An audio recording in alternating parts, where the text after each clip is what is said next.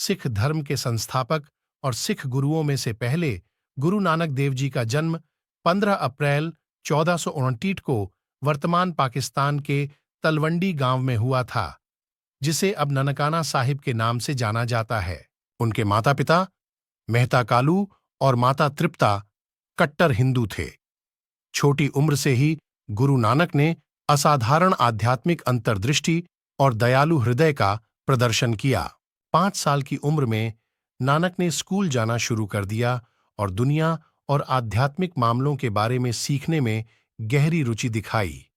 उन्होंने पारंपरिक अनुष्ठानों और प्रथाओं पर सवाल उठाया, जो जीवन और आध्यात्मिकता की गहरी समझ की ओर उनके झुकाव का संकेत देता है। 1487 में 18 वर्ष की आयु में नानक का विवाह माता सुलखनी से हुआ। उनके 2 बेटे हुए, श्रीचंद और लक्ष्मी दास।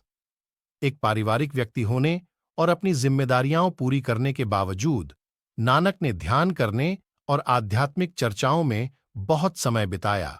परिवर्तन का बिंदु। 30 वर्ष की आयु में गुरु नानक को काली बेइन नदी पर ध्यान के दौरान एक दिव्य रहस्य उद्घाटन हुआ।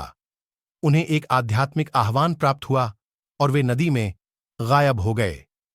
3 दिनों के बाद वह एकता, प्रेम और ईश्वर के प्रति समर्पण का संदेश फैलाते हुए फिर से उभरे। परिवर्तन का बिंदु। 30 वर्ष की आयु में गुरु नानक को काली बेइन नदी पर ध्यान के दौरान एक दिव्य रहस्य उद्घाटन हुआ। उन्हें एक आध्यात्मिक आह्वान प्राप्त हुआ और वे नदी में गायब हो गए। 3 दिनों के बाद वह एकता, प्रेम और ईश्वर के प्रति समर्पण का संदेश फैलाते हुए फिर से उभरे। उन्होंने प्रसिद्ध रूप से कहा, कोई हिंदू नहीं है, कोई मुस्लिम नहीं है। उन्होंने इस विचार पर जोर दिया कि ईश्वर की नजर में सभी समान हैं। शिक्षाएं और यात्राएं। गुरु नानक ने 4 प्रमुख यात्राएं कीं, जिन्हें उदासी के नाम से जाना जाता है, जिसमें भारत, तिब्बत, मक्का और उससे आगे सहित व्यापक क्षेत्र शामिल थे। इन यात्राओं के दौरान वह विभिन्न धार्मिक नेताओं और आम लोगों के साथ आध्यात्मिक संवाद में लगे रहे, एक ईश्वर के प्रति एकता और भक्ति के अपने संदेश को बढ़ावा दिया। उन्होंने अपनी शिक्षाओं को भजनों के माध्यम से व्यक्त किया, जिन्हें शबद या गुरबानी के नाम से जाना जाता था, जो संगीत पर आधारित थे। गुरु नानक की रचनाएं उनके 9 उत्तराधिकारियों की रचनाओं के साथ गुरु ग्रंथ साहिब, सिख धर्म के पवित्र ग्रंथ के रूप में संकलित की गईं। गुरु नानक के दर्शन पर जोर दिया गया। ईश्वर की एकता, एक ओंकार। उन्होंने उपदेश दिया कि ईश्वर एक है, जो सभी मानवता के लिए समान है, चाहे उनकी मान्यताएं या पृष्ठभूमि कुछ भी हों। समानता और भाईचारा।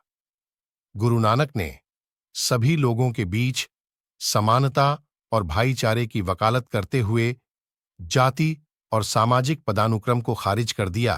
समानता और भाईचारा। गुरु नानक ने सभी लोगों के बीच समानता और भाईचारे की वकालत करते हुए जाति और सामाजिक पदानुक्रम को खारिज कर दिया। निस्वार्थ सेवा। सेवा। उन्होंने दूसरों की सेवा करने और दया और करुणा के कार्यों में संलग्न होने के महत्व पर जोर दिया। ईमानदार जीवन।